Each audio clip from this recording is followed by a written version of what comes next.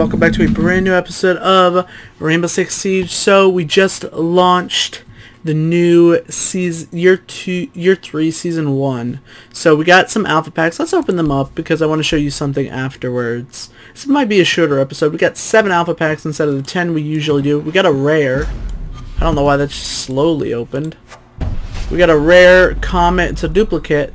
We get a nice 1155 out of that. All right, so come on. We got a common Sapien. Surprisingly, we don't have that quite yet for the SMG-11 for smoke. We get another common Weave for something. I don't know. I think that was for the Medsock maybe. We get an epic. What do we get? Epic Clefidor for Cav and Capital's pistol. That's cool. We get a rare. What do we get? Grenade Universal Charm. Okay, Pineapple Grenade. That's nice. Alright. Come on, come on, come on, come on. Another rare. What do we get? We get a rare Solar Flare. That's cool. Alright, next up. I think this might be the last one. Rare. Oh, Thermite GB. It's so cute. That's really cool. Alright, let's go back. So we got no more alpha packs, but we do have the new Outbreak packs. I bought the gold edition year 1, so I got 4. I think the Supreme edition or something gets 8, and the starter edition gets 3 or 2 or something along those lines. Anyhow, so these contain no duplicates. So let's see what we got. The Hemorrhage legendary skin for the V308, which is for our new character Lion, which I'll show you after this. Alright, next up we got an epic Septikema for, okay, the only gun for the Russians I use. That's awesome. Next up we have another epic. We have the Isolation epic headgear for Thermite. And then we got the Decontamination epic uniform for Thermite, or for Capcan. Alright, so that's pretty cool. So you can buy them for renown.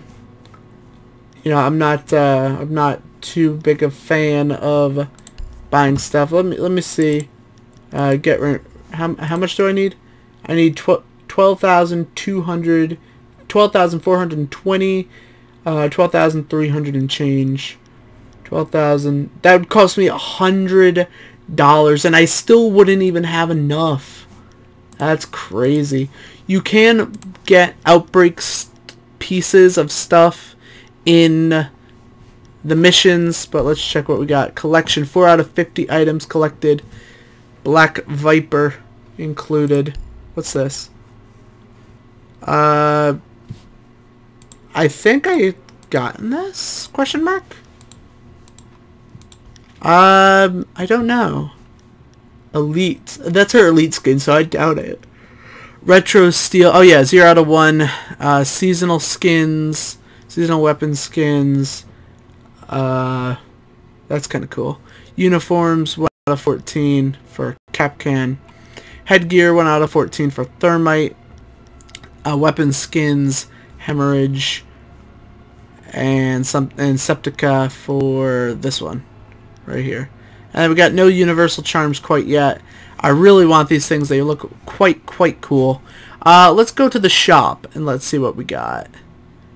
Alright, let's see. We can go to the bundles. We can go to the Dangerous Goods, Chimera, Rusty Sunshine. Are there universal skins though? Weapon skins. There's seasonal ones. So there's Ancestral Southwest and Rusty Trigger. Okay, I just want to check it. What do these look like? Okay. Just so I can kind of look. Because for some reason they don't tell me what the seasonal bundles are. It's kind of irritating. So now I just kind of gotta go through here and look for it myself. Southwest Legacy Bundle. I think this is a seasonal skin. I think these two are the seasonal skins. Rusty Trigger and Ancestral Stuff. Yeah, so these two are the seasonal bundles. They're 36,000 renown. I got 32. So we're working our way up for that. I still have yet to get a rank because I just started this season. Let's check out our operators. We got the new Finca and Lion one. So let's check out Lion first. So he has the V308. We got him a nice custom skin, a hemorrhage, which is kind of cool. And so they made, in this one, they made all the attachments free. All the attachments, the skins and the charms are the only ones you have to pay for. It's kind of annoying because I spent so much money on them. I pretty much wouldn't use either of these for him. I have this, and I can add a skin. It's a P17. Let's go with that. That looks good. Alright, and we got flashbangs and claymores. I'll equip the claymores. Alright, so unfortunately we don't have any headgear quite. Oh, we do. All clear. That's cool. I don't remember getting that, but okay. Available Chimera, which is available in the bundle, but the bundle costs actual money, which I don't particularly care about. Owned uniform, Deep Marine. That's cool. So we have his Biohazard, or we have his Frenchman. We'll go with the Frenchman. Alright, so there's that. Okay, details. Yep, I haven't really used him at all. And his bio. Oliver, I believe that's his name, was born in a conservative, well-to-do family. His parents and older sister, Sophia, were in medicine and devout Catholics, but he bucked against their accomplishments, and their faith. He was smart and arrogant, but he believed rebellion was a better use of his intellect. It was fun to act against expectation, to drink and party. At least it was until he got his girlfriend, Claire, pregnant. He tried to convince Claire to get an abortion, but she refused. Once his parents found out about the pregnancy, they kicked him out of the house. That was the last straw for the string of bad behavior. Depressed Oliver went on a drug and alcohol-fueled bender, getting trashed enough to land in the hospital. That was his wake-up call. He was 18, nearly homeless, so he joined the French army out of desperation.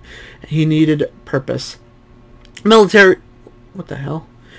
life was hard but rewarding. Oliver took solace in purpose and struggled to break old habits.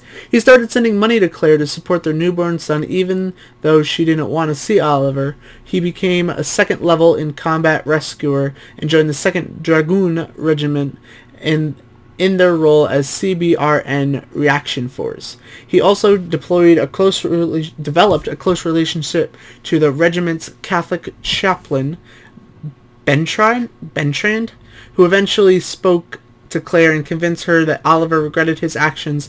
He arranged a reunion for them. It was a hard moment for Oliver to meet his son Alexis, the child he wanted aborted, but the reality of its decision... What the hell? This is irritating. Decision hit him hard. He had been selfish, pushing his girlfriend to do something because it inconvenienced him. More so, Claire was about to get married, and Alexis was already calling someone else daddy. Everything he had done, putting his loved ones through hell, shoveled him into a wild depression that almost cost him his rank. Chaplain Mentrid helped Oliver through his crisis, and with it, he returned to the Catholic Church. Oliver swore that he would do everything possible to rectify the pain he had caused, so he worked harder and sought more challenges. He qualified to join Groupe d'Intervention de la Gendarmerie Nationale, the GIGN, as their new biohazard expert. Using drones to maintain and hold quarantine perimeters, he focused on his duty, on making things right, no matter how much it hurt in the process. His feelings were irrelevant. What mattered was strict observation of his duty. During the yellow fever outbreak in Sudan, while protecting a field investigation team, his loud voice scared a frightened mob back, and he gained the nickname Lion from the locals. That's a fucking amazing story right there. In 2015, the army asked him to lead the 2nd Dragoons to West Africa to assist in the medical personnel fighting of the Ebola epidemic. Tragedy ensued, and the decision that Oliver made for safety reasons put him at odds with Doc, who blamed him for the death of several medical personnel on site, including Doc's colleague. The tension between the two continued to this day in Team Rainbow. Wow, that's deep. After studying his jacket, Finka recommended Oliver for Rainbow as CBRN specialist, and 6 agreed. Oliver immediately proved his value when Finka and he uncovered the source of the mysterious mist that came ashore in Sussex and poisoned people, though he claims he shares that success with Twitch, who provided him with a new aerial drone to locate the mist plume. Oh, that's really cool. You could have talked to Echo. Oliver had managed to stay in his son's life, but it was an awkward relationship. Alexis does not know how to call him father, and Oliver is not sure what it means to be dad in the day-to-day. He mended bridges with his parents and sister. He returns to the Catholic faith, healing those wounds. While his decision to be a soldier bothers them, he is no longer the thoughtless rebel. He is not a soldier to make life easy on his soul. He bears the weight of responsibility for what he has done, even through Bernard's constantly reminding him that forgiveness is what is in the heart of God. Psychological profile. Lion is a by-the-books operator because he does not trust his civilian instincts. Rules give him structure and allow him to control what he considers the pettier parts of his personality. They give him a safety net when conscience or arrogance could otherwise weaken his resolve and hurt more lives. He bears the weight of responsibility for what he has done and pushes himself to the limits as a form of corporeal punishment. Unfortunately, he is arrogant and has rubbed some backs with GIGN and Rainbow the wrong way. Doc thinks he lacks the empathy necessary to help medical crises, while Lion thinks Doc's humanitarianism is a liability. Twitch is not happy about being caught in the middle of the fight. His closest friend in GIGN is Montagny, as some people call him. But then Thatcher punched him after he said the wrong thing during a training exercise. Lion almost brought the GIGN and SAS to blows. Training. The Armée de Terre, the French land army. 2nd level in combat medical training. 2nd Dragoon recruitment GIGN regiment. Relevant experience: West African Ebola outbreak, Sussex incident, Lassa fever outbreak. Notes: Oliver spends most of his time at church, social time, church volunteering when he can, or at his apartment reading and staying out of trouble while listening to the angry albums of his teenage years. Wow, this is a lot more detailed than any of the other profiles that I've read. That's really cool. Next we have Finka, which is the new operator, the other new operator. She has access to the Spear 308, the 6 P41, and the SASG-12, along with the PMM and the GSH-18. So, with that being said, breach charges and flashbangs, pretty much all the same. Right, that I was just there. Headgear. Do we have anything? Yep. So we have her plain and then her full disclosure. Whoa, look at the scar on her face. Dude, that's badass. The badassery. Alright, we have Russian Timber, or we have the default. I don't know, I kind of like that a little bit better.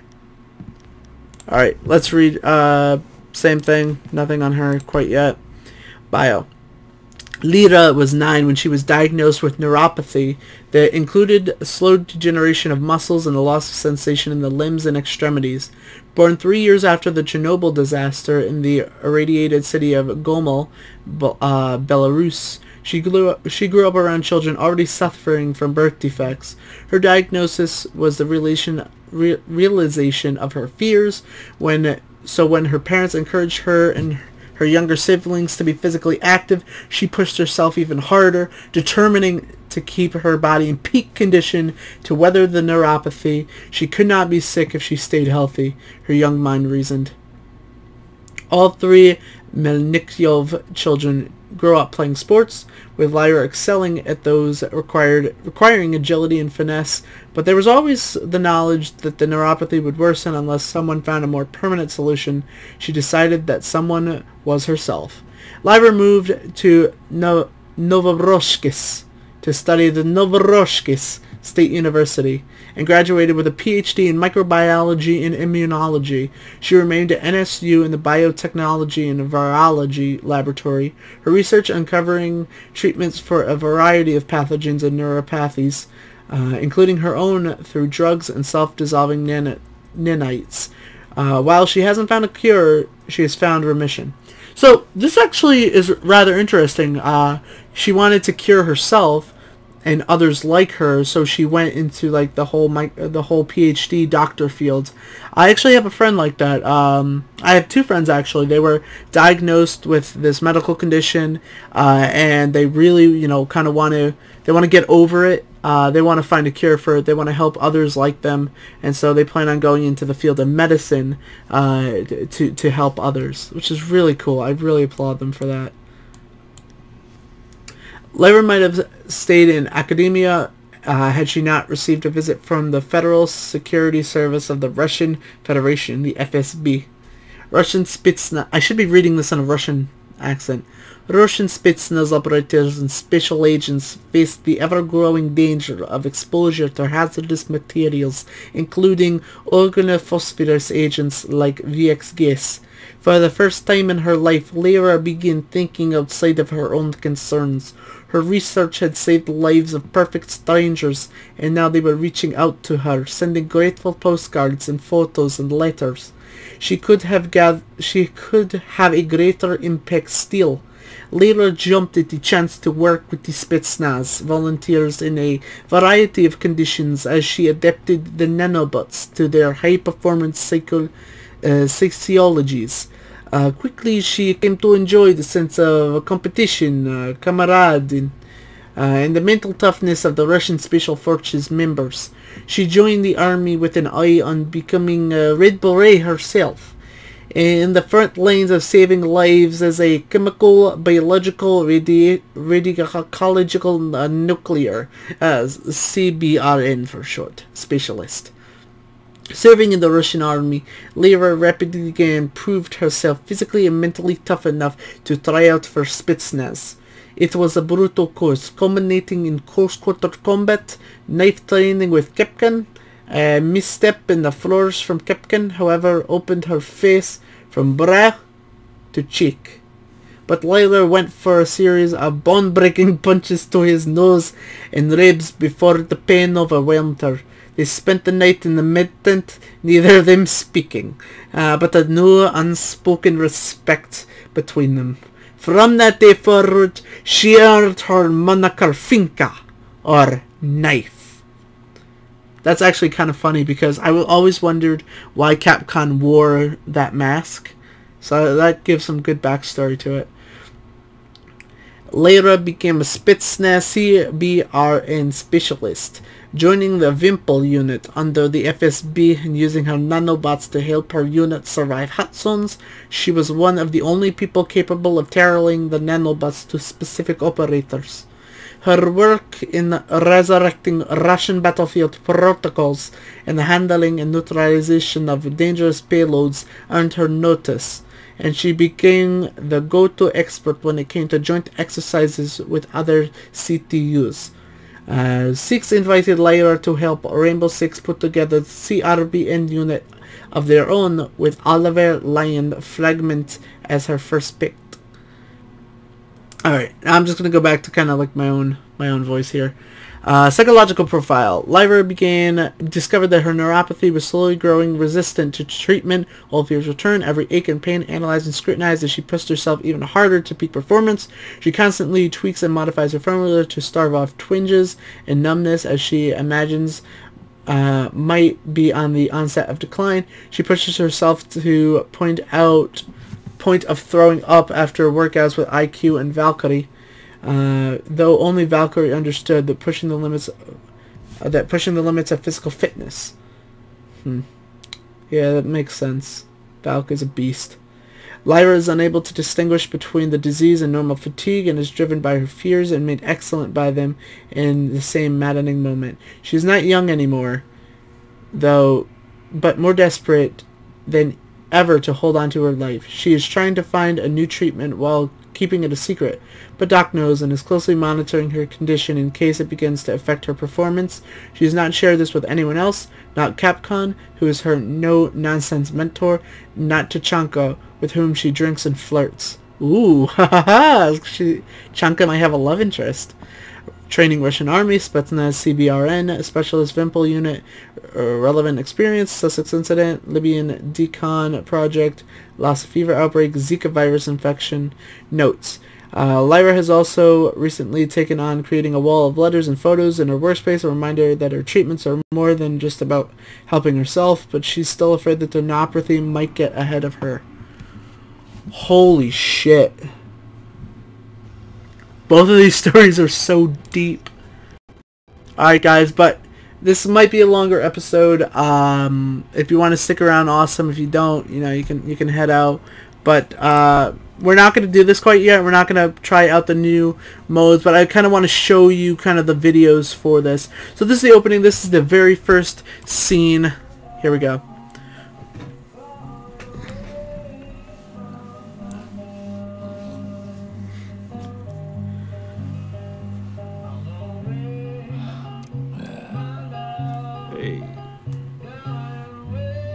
We're still cool, ain't we? Yep. I really like these videos. They're so nicely put together.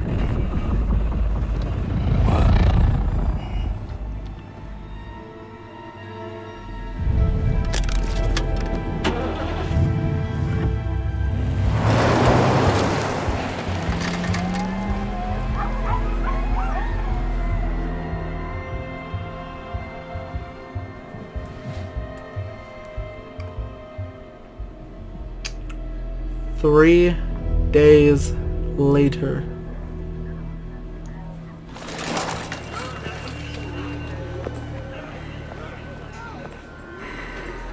Oh.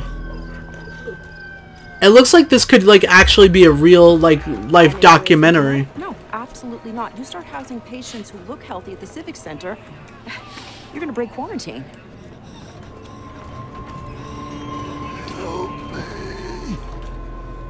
Boyd? Oh my god. No, Don't touch him. I mean, I wouldn't want to touch him. Ugh. And it's our favorite waifu. 7 days later. The National Guard's holding position until the army gets here. No, it's worse. Bartlett doesn't come close, Six. Can't even say if it's terrorism or something else. I've got no operational jurisdiction. Get them to let go a little. We're not the enemy here. If this isn't terrorism, they still need us. Send Thermite, Doc. And I need one of the Russians. I'll explain later. And Six, send them fast before this all burns down. Please do. This is what happens when humanity starts taking a shit.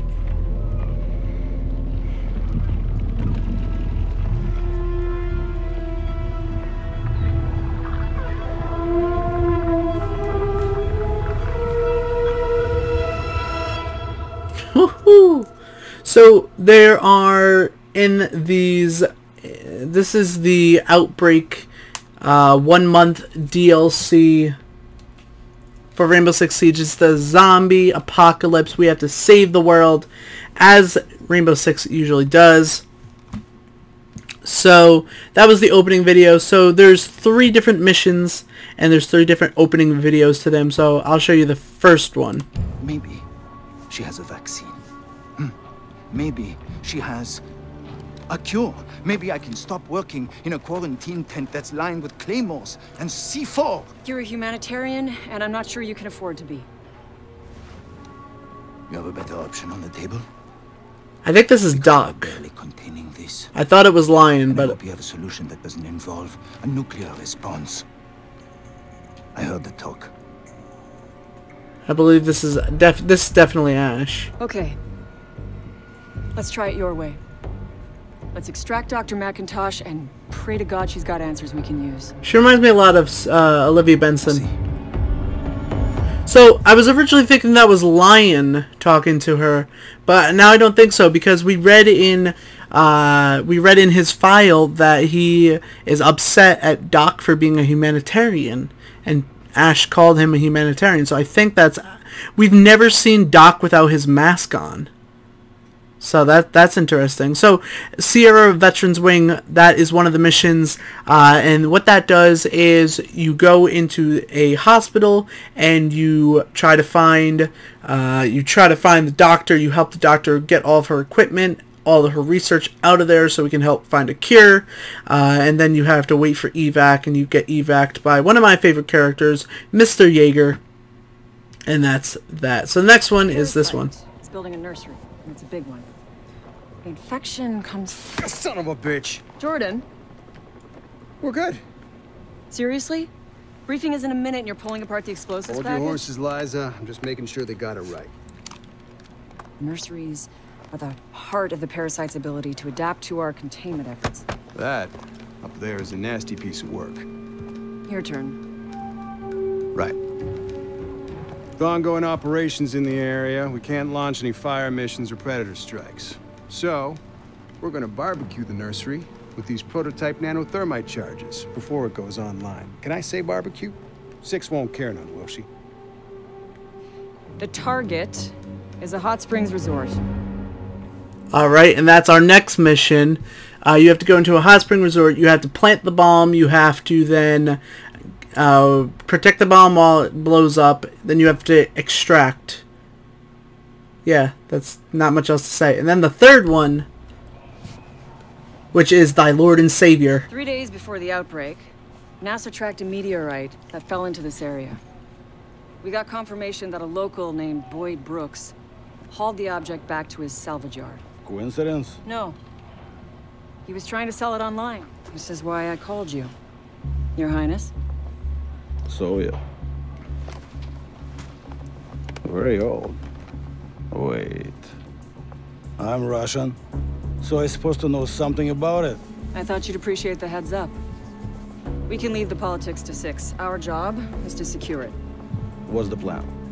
We move in by foot and search the area, starting with the house.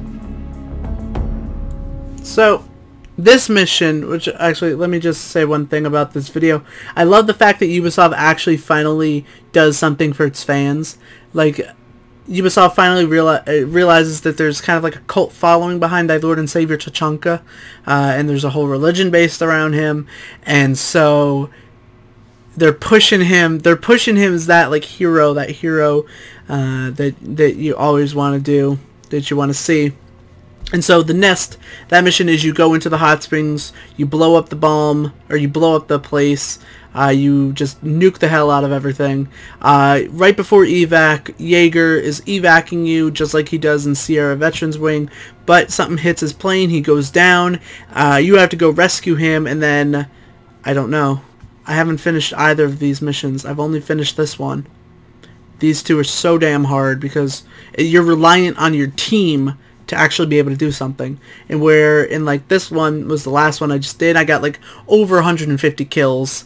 My team couldn't really do much, and so they kind of screwed me over. But anyhow, guys, we'll take care of these epidemic missions. Pandemic, normal, there's 2 difficulties. So thank you guys so much for watching, and I'll see you in the next one. Until next time, bye bye, bye bye.